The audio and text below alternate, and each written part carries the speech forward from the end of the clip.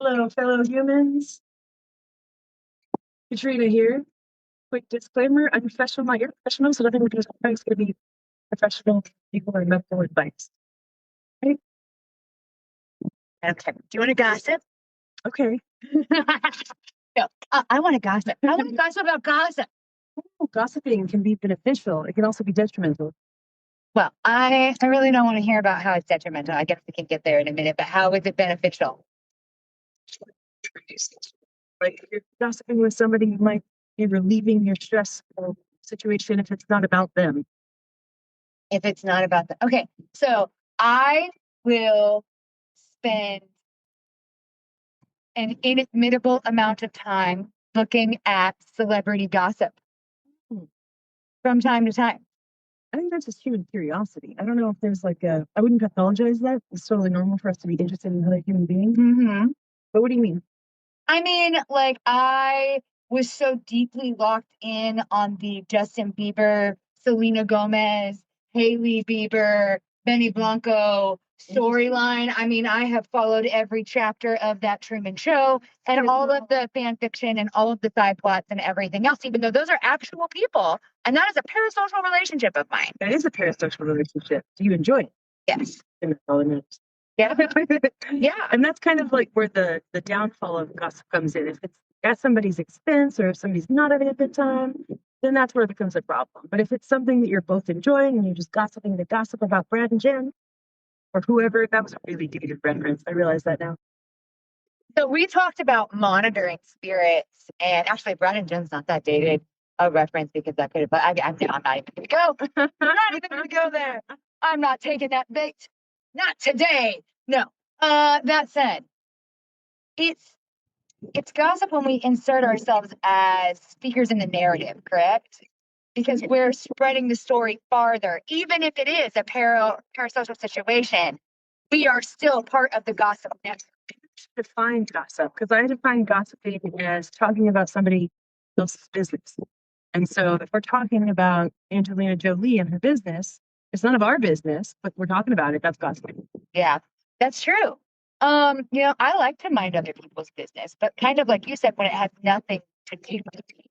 Right.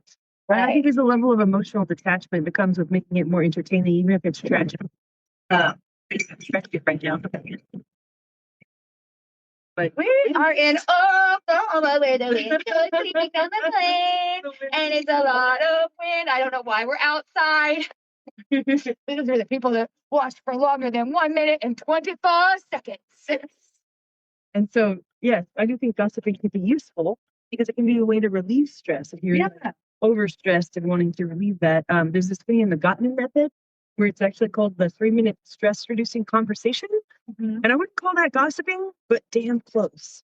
Because what you do in that conversation is you talk about what was stressful throughout your day that had nothing to do with your significant other, or the person you're having that stress reducing conversation with, but usually it's a partner. So let's say a husband and wife, and the wife comes home and tells her all about how the day was stressful, and the husband says, wow, and like listens and actively listens. That would be a stress reducing conversation. If the person comes back and tries to fix it or make you feel better, that's not the point of a stress reducing conversation. It's just to get it out. I like that. I like that. Sometimes, I have been known to look at someone and say, I need 60 seconds to be a bitch right now. And then I have something to say, and it's pretty bitchy. And I would award them the same courtesy. And sometimes it does not go well for me. I'm not telling you to do it. Go ahead. I don't care. But I mean, that's that power of the difference. But that said, sometimes you just need to let that out. Like, Go back and watch The Power of Indifference. That was really interesting. I like that episode too. I thought that was a good one. I think that we could talk ad nauseum about that. But you said something about that timed conversation, that venting. I don't know if I would call that gossip, except it probably is. If the person that you're stressed out about is your boss and you're going through a divorce and you're telling your spouse about how they're bringing that into the workplace, I don't know. Right. And that makes so much sense. I think that having timed conversations just reminded me of something else. And I don't know who's getting arrested right now, but somebody's in the neighborhood. Give me a second. Okay, we're done. All right. So Here's a little bit of gossip in a timed conversation. Let's say you're not venting. Let's say you are angry. Let's say you are arguing. I have an amazing theory on how to solve that. We'll solve massive numbers of problems with that. And I'd like to thank AEW Professional Wrestling for that. They have a 20-minute timer on their matches. If you go past 20 minutes, the match is over. You can have a rematch, but you can't keep going in this match. That makes sense. The match is over. You can't, it's a draw. You drew in that one, right? So, as it pertains to fighting and arguing, after absorbing that a couple of times, I was like, you know what? I think I have a 20-minute timer on argument. Nice. Like, I think I personally have a 20-minute timer on arguments. If we've been arguing for 20 minutes, it's a draw. I'm out, man. I gotta go. I'll be back later, maybe. I don't know. I think that has been an interesting revelation. We'll see how it plays out. Timeout. So there's a timeout theory where if you have conflict resolution that's effective, you want to reduce the physiological sensations of frustration or anger before you engage. And so I say take a timeout if you're getting heated, for no less than 30 minutes and no more than 24 hours. And I say that because it takes about 30 minutes to calm the fuck down. I love it when you say that. I think you said it once or twice before, and I hope you say it 1,000 times more. Because no less than 30 minutes, because people don't seem to realize how short of an amount of time that is. 30 minutes is not a very long time. It can feel like a long time if you're really wanting to resolve the conflict and you want to resolve it now, and the other person is like, I need a moment to relax. And that can be frustrating for the person who's wanting to solve it now. But to that person, I would say, learn to wait. So we're talking about benefits of gossip here, but we've sidelined over into the benefits of arguing. And I think the two are related because both things give you dopamine. Oh, yeah. Well, and that would arguably be for debates as well. So there's like discussion and debate groups out there as well. And some of them are more active than others. But I'm saying that the act of debating, the act of arguing is the first thing. Starting to some, therapeutic to others, and just fun sometimes. Hey, little ADHD girl, you just were arguing for fun. Okay? You were just arguing for fun. You probably don't even believe that. I don't know what to tell you. It's hardwired in your brain. You wanted it. You need some dopamine so that you stay awake. I love you. People get addicted to excitement. I don't know if you ever heard that. Some people get addicted to an internal drugstore of whether it's a source of adrenaline, cortisol, or anxiety. It's like the stress hormones that comes from getting upset. People can unintentionally and not like it. I don't mean they get addicted like they like it. I mean, they get addicted like it's a familiar feeling. And so it happens again and again. And then the brain seeks out situations to make one upset. I am unqualified, but I think people get addicted to cortisol. Yes. Yeah. There are people who admittedly like that. And those would be like skydivers, bungee jumpers, the ones who are seeking out that cortisol in that dangerous way. Yeah. And actually, some of them are actually quite calm. There are rock climbers out there who say that it's one of the calmest times that they have because they have to reduce their anxiety to be able to focus. I would say the same for myself, and I don't rock climb or any of those things. But I know for a fact that if I am hurting from head to toe and I pile it on with some more responsibility, I'm more likely to get the situation done than I am if I try to be gentle and take my time and be careful. No, I need everything to be on fire first, and then I'll get it done, okay? So you bring up an interesting thing, which I call the flow state. And you probably Google it on the internet or whatever search engine you prefer, Brave, Chrome, Internet Explorer. Anyway, folks, flow state. Oh, the flow You're being the flow state is just enough anxiety and just enough attentiveness to really be flowing in whatever work that you're doing. Which is one of the motivating pillars for ADHD. So once again, hey, ADHD girl, go ahead, procrastinate. You're going to get it done. I believe in you. Have you heard of procrastivity? Procrastivity? No, but I love it. Procrastivity is neurodivergent or otherwise. Just let's do something kind of productive instead of what needs to be done. So the example I use with everybody is I need to get my notes done in order to get paid, right? But I will go do the dishes and the laundry before I get to my notes, and that's procrastivity. was crazy. I'm probably lived on I'm like, oh, I don't have the energy for that. But while I'm sitting here, I'll fold these socks. Exactly. It's still productive. You're still doing something. You know, to get done. the best thing, speaking of, so since we summoned some ADHD girls to the chat, probably, that's how those algorithms work. The best advice that I was ever given, of the same exact vein as the word I can't say right now, is go ahead and just do some of it then. Procrastinity, yes, do some of it, and that's enough.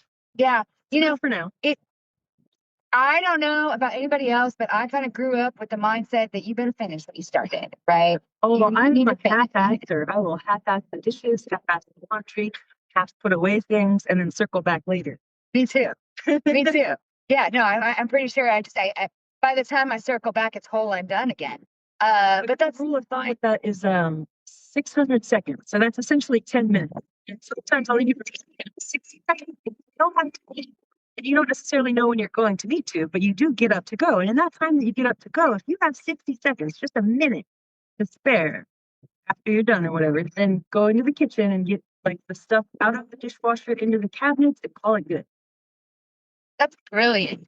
You said that too fast and too late. I flipped it and put it back at the beginning. No, that's really good.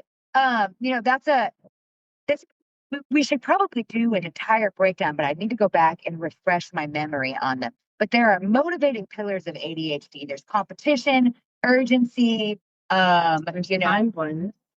Well, that's not a motivating pillar. I'm talking about how you can succeed. Yeah, the time blindness can be a way, like a superpower. Because if you're unaware of the amount of time that you're spending in something, then you're fully throwing yourself into that activity to participate in. And think about an ADHD who's a coder. Like somebody who's coding and has ADHD, if they're hyper fixated on their work, then they might be more productive in that 6 hours than they're in 12. No, I 1,000% guarantee. But getting motivated to sit down at the computer and do the coding is something that I don't know exactly who did this, but they split it out into, I want to say it's, and the ones I can remember is competition, and urgency for sure. So like you procrastinate to the last minute, then I'm going to get it done. Find my flow today. Competition could be any competition. Competition with yourself. It could be competition with the timer. The timer can help you with the urgency for sure. For people who have that diagnosis. Smartwatches, yeah, absolutely. Putting your, I'm not sure which one this fits into, but I know that when I was learning about this, because putting your shoes on and putting yourself in the state of doing something is a motivating thing, something that you can use as a tool with ADHD. But yeah, there are motivating pillars, and as you're talking about like that. Okay, I'm going to get up and I'm going to do it like this in this amount of time. I would say that that's probably both a competition and an urgency. Okay. It probably hits two different delicious spots. Or make me think of non-ADHD motivators. This is for anybody. If you want to feel like you're making progress, but you can't actually do anything about your problem, go for a walk. Oh, why? Because the forward momentum of walking, for some reason, makes us feel like we're making progress. And yes, that's a psychological trick on ourselves, and that's okay. Tricking myself is my favorite. I think that I'm extra clever or something if I manage to trick myself, because who does that? It's almost like a placebo effect. Because I'm moving forward, I feel like I'm making progress, and then that's getting you feeling like you're going somewhere and less stuck. A lot of times I hear people say they feel stuck in an emotion, whether that emotion is grief, anger, fear, sadness. That stuckness can get unstuck because emotion needs motion. That is so great. Emotion needs motion. That really falls in line. It's so funny how we can pick a purple sister the hell out of things sometimes, because she says, if you're feeling stuck, go on a walk. And I say, if you're feeling stuck, have you twerked today? That is motion. Have you done some twerking? Have you turned on your favorite? I mean, it doesn't have to be direct. Have you belly danced or moved your body or bobbed your head or done something like that, or hula hooped or jump roped? Or one of my beautiful and perfect offspring used to get really frustrated when they were younger and go jump on the trampoline as hard as they could. And sometimes I thought they were going to fly. The trampoline jumping is a good one. I was glad that trampoline was secured down. But yeah, that motion, that movement, for me, it generally is some kind of like semi dance move or something like that. But yeah, it's trap tactics versus You brought up a therapeutic term that I don't know if everybody knows. Tell people what stimming is. stimming. Oh, okay. Well, stimming can mean a lot of things, because it's really kind of individual. So it can, the way that I think it presents for most people that I think are neurodivergent, and I'm going to say that it does cross not just people who have autism, but people who fit in different areas of neurodivergence. Sometimes it's echolalia. Sometimes it's something that you heard that sounded really good in your head. It's breaking it down. Echolalia is when you hear it, it sounds right in your head, and you got to say it, right? And you and then sometimes those can become our stance, right? Like those can become something that subconsciously, but the one that comes to mind is the song Like a Virgin for me when I was a little girl. I got in trouble because I wasn't even planning to sing it. And then after I had already gotten in trouble for singing it, I did it again. I just liked the one part where she said, like a virgin. And I was just walking through the hall at school, like a virgin, like a virgin. And they were like, Emily, please stop. And I was like, oh, you're course, of course. And then like, if you do something like a virgin, like it was unconscious. It was something I could not help doing, right? Sometimes though, those are things that present and we're unconscious and cannot help doing. And so that can be anything from like rocking side to side, flapping your hands out, or like being a hair twirler can be a hair sin. twirling, nail biting. I can't bite my nails for sanitary purposes. Yeah. I want to put my hands in my mouth. I'll be extra controversial. Obsessive masturbation is a sin, kiddo. Oh, I'm saying if I get to be adult, but like sex addiction. Yes, it is. So I've heard of it. Is actually. No, it's a physical sensation, and people assign thought processes and moral value to what they do with their bodies to try to explain stuff to themselves. And I think a lot of the time they reach farther when they should fall further back. So this can go for anything. Do you know when something becomes clinical, when something becomes a problem, even if it's a fairly normal behavior? That is, if it interferes, I'll just take hand washing, for example. If your hand washing interferes with your normal routines, work, or social activities, then it becomes a problem clinically and maybe talk to somebody. But if you're just washing your hands to be clean, that's fine. But if you're washing your hands and it makes you late to work, maybe that's an issue. Yeah. No, for sure. And that's really, really good advice, especially since, and we're guilty of this ourselves. Does everybody need therapy? Maybe, probably. Would everybody benefit from therapy? Maybe not. Oh. Maybe not. You know what though? Because statistically, there's only so many good therapists. And there's a risk to therapy. I think you mentioned that before. Yeah. There is a risk of getting a little bit worse. Yeah. And sometimes you get worse before you get better, and sometimes you just get better. And it's different for everybody. There's no right way to do therapy. Well, and let's define better in the therapeutic context. It's subjective. It does not mean you fit that measurable category of you can do this, that, and the other to be productive in your life. No, it's are you satisfied with how you're responding to your thoughts and feelings in each moment? And if not, okay, but let's like shift it so that next time you feel better about how you respond. And yeah. Better is a metric that is defined by our own internal very subjective system, right? So a therapist cannot tell you when you are better. Treatment is completely like manageable without psychotherapy, or if you feel like you want to go into the treatment route. There we go. Nobody takes offense to that. Now we're going to unlock it because you just said it in the smart and fantastically clear terms. However, I'm going to say it with my trap tactics.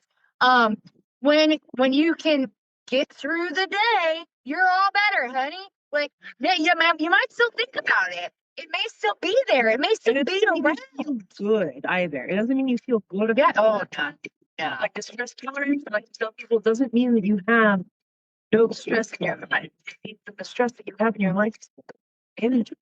Right. You know how to handle your stress, or you know how to handle yourself through your stress until you get to the point that you are content again. And that being happy is some of the best. That's another best piece of advice I think I ever heard in my life. Is that is not the goal. Being happy is everybody gets to be happy, but happiness has to be fleeting chemically. Correct. Because it's an emotion and emotions shift. So you're going to be happy sometimes, sad other times, and that's normal. Right. So nobody should think they should be happy all the time. You should be happy all the time. That's a rule you're imposing upon yourself and maybe change the rules. And Because maybe it's okay to not be okay. because you have free will. Is that true? Debatable, depending on who you talk to on the internet, whether you have free will or it's based in determinism is up for debate. I think that I think we do. I think we do have free will. I do think, however, I mean, this would have to we would have to branch into a whole other episode, and I think that you're getting cold. But I will say this enigmatic thing here. It's all been done. In the words of the Bare Naked Ladies, I think it's all been done. But I do think we have free will. But I think it's all been done. That makes sense. Yeah. Like that's why we relate to Marcus Aurelius writing 4,000 years later, writing his diary, not expecting people to be studying it. But we have all, not all, but there's a lot of people out there who have read Meditations and benefited from some of his insights, as well as critiqued some of his thought process. But I don't critique it because it's not something he was thinking he was going to share with the world. Oh yeah, that man was not sitting there writing his diary thinking that all of this time later we would be teaching it in college classroom. I hope I get taught in a college classroom someday. That would be hilarious. But that said, there's no end to energy. Right. Scientifically, we know that energy does not dissipate. However, we do not know necessarily where it goes or what it does. We don't. And if we don't know, then it's just as plausible that it's all been done. For me, would you call that a belief or a? Yeah, would you call that a belief? The further I get into my life, the more I believe it. But I wouldn't say that I believe it in the way that I would stand in front of a church at a pulpit and preach it to people. I would just say that it influences the way that I make my choices and just how I want an internal locus of control. Because I think we have free will, then we get to decide how we make our lives happen. Yeah. Versus somebody who has an external locus of control or life happening to you. Well, then I'm just not rich because I haven't won the lottery yet. I just wrote something about this the other day. Life is not happening to you. Okay, it is responding to you because life is your perception of it, and it is responding to you. And that is how I feel about that. I feel that life is responding to us. You know, we do have that internal locus of control, and that might be something I would encourage someone to seek in therapy if they didn't have it. Yeah, figure out how to make time instead of your time all the time. I am cool. Yeah. Thank you for joining us on Therapy Unlocked. Remember, she is a professional. She is not your professional. Later. I'm also not your professional.